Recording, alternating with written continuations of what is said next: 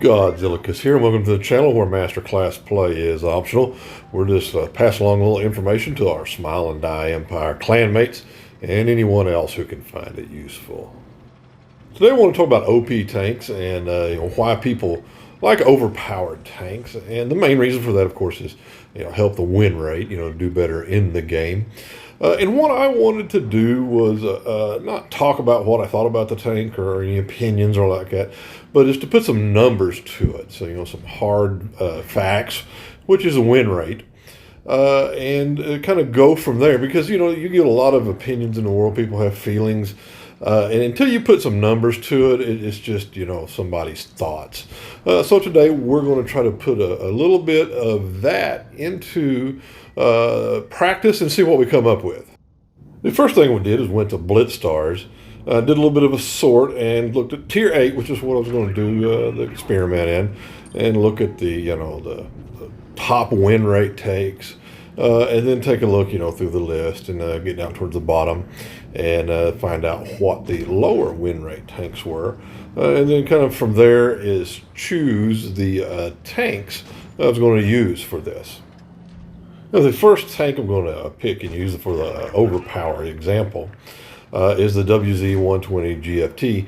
It's the second on the list, and the Object 252 is the top. I don't have that one, so that's why we're going to pick the WZ. Also, because I am not a great turretless TD tank player, as I'm throwing in the T-28 Defender, kind of for comparison of different types of tank destroyers.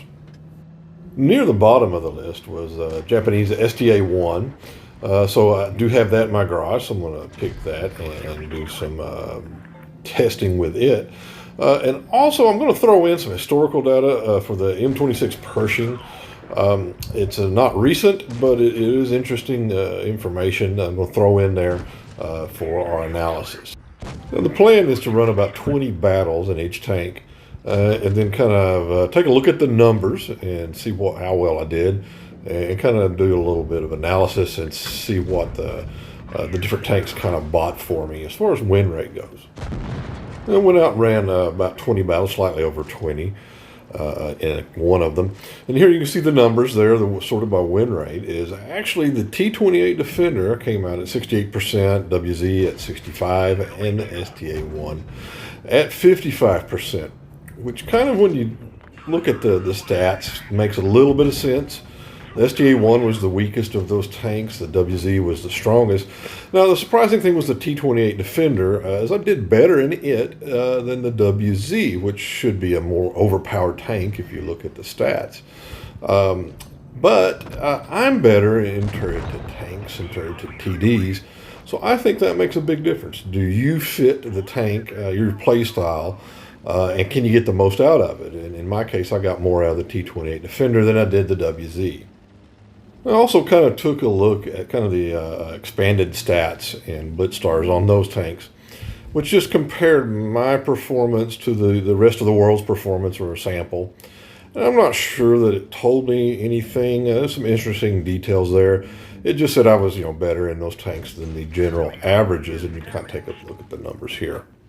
Also, I'm throwing in the stats for the M26 Pershing, just because when I looked at them, it was kind of interesting, is that at a 61.9 back when I did grind through this one, and this was out of 105 battles, not 20, so this is a very good sample size, is that, that 61.9 was 15.8 better than the general population sample that was taken.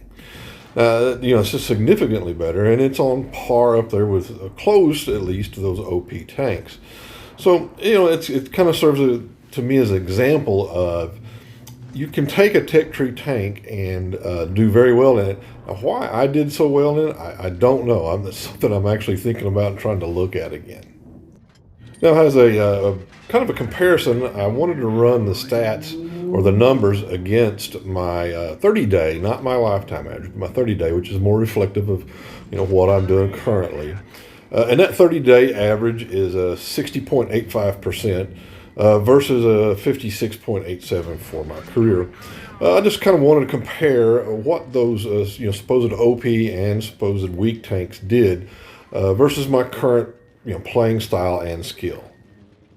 Now I'm going to give you another trigger warning right here. There is a spreadsheet of all evil things involved in this, but it's the best way to kind of lay the numbers out. Now what you can see here on this is, first of all, I'm almost 4 points over my win rate versus my lifetime in the last 30 days. So get that out of the way. And then also take a look down. There's difference versus Blitz stars. That's what I have done versus the general population sample that it took. So across the board, did very well. The T28 Defender, I'm almost 14 points above the rest of the world, or at least the sample. And the M26 Pershing, I'm 15.8% higher than the sample. That's all fine and good, but it should be a comparison to myself of what I'm getting out of the tank, versus my stats at the current time. So comparing those specific tanks versus my 30-day average, as you can kind of see the numbers here, my difference versus 30 days for the WZ is I'm up a little over 4 percentage points win rate on the T28 Defender, a little over 7%. On the STA1, even though I'm doing better versus the population and even my past stats, it's below almost 6% of my 30-day win rate. Now, kind of throwing in the M26 Pershing is I was 1% above my current 30-day rate. Now that's all kind of historical, so take that for what it's worth.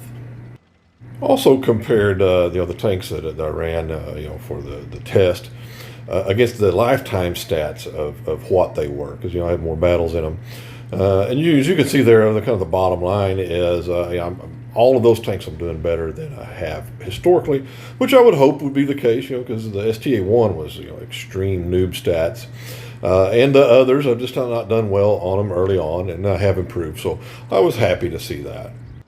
To be honest with you, is what I was hoping to show with all this is that you could play the tech tree tanks, and some of them that are not so power forward. The win rate is not up there with the rest of them, but the numbers didn't show that. I mean, they showed that on the powerful tanks, or OP, however you wish to kind of term them or classify them, I did 4 to 7% better on them versus my normal win rate, and where I was below by 5% with the STA1.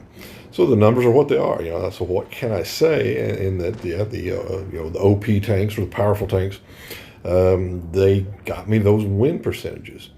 Now, do I believe that it is the 4 to 7%? No, I don't. Because I was trying very hard, very concentrated. I played basically these 3 tanks and not much else during this. So it was a very filtered, very direct play, and so I think I kind of overstated it. Probably did, and maybe got a little lucky along the way on some teams or different things like that. So I think it's more realistic to say it's probably more like 2 to 3% is what I would get over an extended period of time.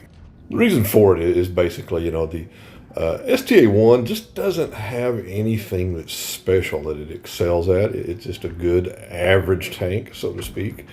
It doesn't have anything, that you can, maximize to get some wins out of it.